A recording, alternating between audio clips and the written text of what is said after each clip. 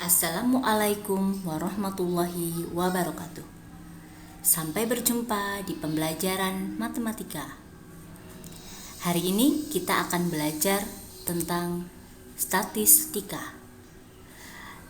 Tentunya kalian sudah familiar ya dengan kata-kata statistika, karena pada saat kelas 6 kalian pun sudah mempelajarinya. Nah, untuk lebih lanjut, kita akan menjelaskan tentang pengertian statistika. Apa itu statistika? Statistika adalah ilmu yang mempelajari cara-cara mengumpulkan, menyusun, menyajikan, dan menganalisis data serta penarikan kesimpulan untuk mengambil suatu keputusan.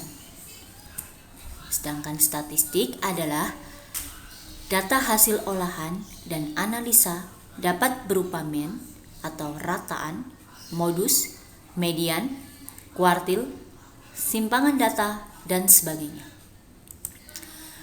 Data adalah sejumlah informasi yang dapat memberikan gambaran tentang suatu keadaan atau masalah. Sedangkan datum adalah bagian dari data, bentuknya tunggal. Apa saja sih tahapan-tahapan kegiatan di statistika? Ada pengumpulan data, pengolahan data, penyajian data, penganalisisan data, serta penarikan kesimpulan. Untuk lebih jelasnya, kalian perhatikan contoh data dan datum berikut.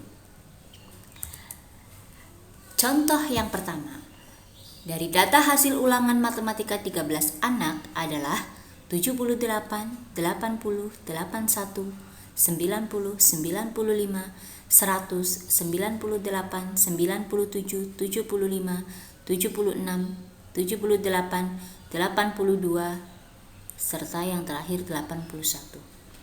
Apa sih yang dinamakan data? Jadi data itu merupakan nilai hasil ulangan matematika 13 anak. Semuanya itu data. Sedangkan datum itu kita bisa ambil sampelnya, yaitu nilai hasil ulangan matematika salah satu anak. Misalnya kita ambil yang nilainya 80. Kemudian contoh yang kedua. Jadi Bu Pesal meminta Farida untuk mencatat warna kesukaan dari 6 orang siswa secara acak.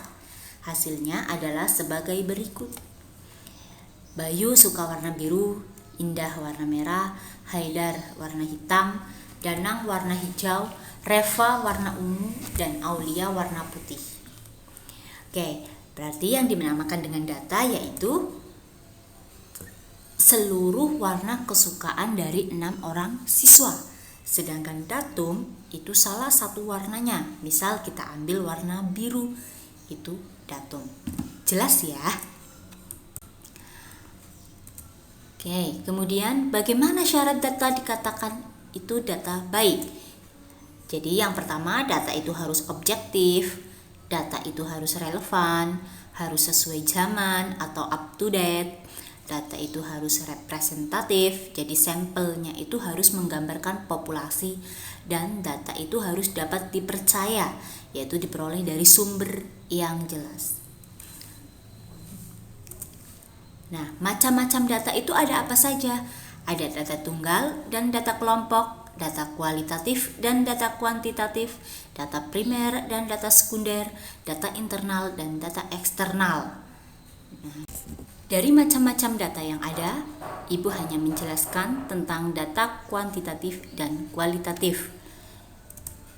Jadi data itu ada banyak macamnya. Nah, ini data kualitatif dan data kuantitatif salah satunya. Nah, data kuantitatif itu nanti terbagi menjadi dua, yaitu data diskrit dan data kontinu.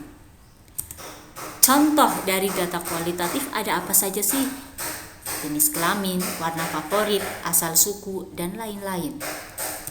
Sedangkan data diskrit itu contohnya jumlah mobil, jumlah staf, jumlah TV, dan lain-lain. Data kontinu contohnya berat badan, jarak kota, luas rumah, dan lain-lain.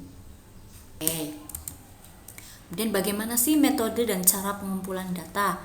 Jadi metode pengumpulan data itu ada dua, metode sensus dan metode sampel. Kalau metode sensus itu pengumpulan data secara keseluruhan, sedangkan metode sampel pengumpulannya hanya sebagian dari data keseluruhan. Nah, cara pengumpulan datanya seperti apa?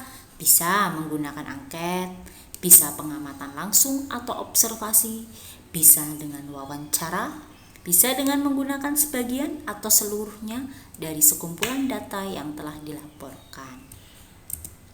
Oke, masuk ke penyajian data ya. Nah, penyajian data itu nanti ada dua, yaitu tabel dan diagram.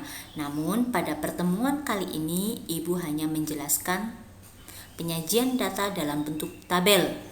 Untuk yang dalam bentuk diagram pada next pertemuan ya. Oke, penyajian data dalam bentuk tabel. Perhatikan data nilai matematika dari 25 siswa sebagai berikut. Nilainya dari 7 sampai dengan 9 tuh. Ada 25. Jadi tabel frekuensi nilai matematika nanti bentuknya seperti apa? Ada 3 kolom, yaitu kolom nilai matematika, kolom turus, dan frekuensi. Nilainya dari 6 sampai dengan 10 nanti dikumpulkan masing-masing. Sesuai dengan contoh yang tadi, nilai 6 diperoleh 2, nilai 7 ada 6, nilai 8 ada 10, nilai 9 ada 3, dan nilai 10 ada 4, sehingga jumlahnya ada 25. Itu penyajian data dalam bentuk tabel, sangat mudah. Oke, nah langsung di latihan soal. Setelah kalian menyimak materinya, silahkan kerjakan latihan soal berikut ini. Ada 3 soal, kalian perhatikan dengan baik.